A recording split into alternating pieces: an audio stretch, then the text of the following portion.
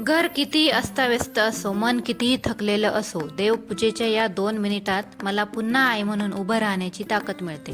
कसं ते सांगतेच. तर सर्वांना गुड मॉर्निंग. मी आहे स्वाती आणि माझ्या या रोजच्या आयुष्यात तुमचं स्वागत आहे. गॅसवर मस्त चहा उकळतोय आणि माझ्या डोक्यात विचार की आज बाळाला काय खायला देऊ. त्यामुळे त्याच्यासाठी डाळ तांदळाचं सॅरेलॅक बनवायला घेतलं. अर्धी वाटी मूग डाळ, अर्धी वाटी मसूर डाळ आणि 1 वाटी तांदूळ. तर इथं मी इंद्रायणी तांदूळ घेते कारण ते खूप मऊ शिजतात. आता याला 2-3 पाण्याने स्वच्छ धुवून घ्यायचं, जेणेकरून सगळी वरची घाण निघून जाईल. आणि एक चाळणीमध्ये घेऊन छान वाळवून घ्यायचं. तुम्ही घरात फॅन खाली किंवा उन्हात 2-3 तास ठेवू शकता.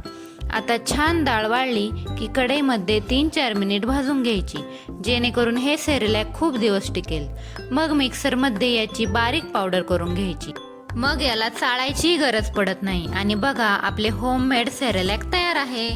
सॅरेलॅक बनवून झाल्यावर म्हटलं थोड्या वाटाण्याच्या शेंगा सोलाव्यात. तेवढ्यात रियांश बोलला, मम्मा तू राहू दे, मी सोलतो शेंगा. मदत नाही पण पसारा जास्त. तुमचंही बाळ असं तुम्हाला कामात मदत करतं का?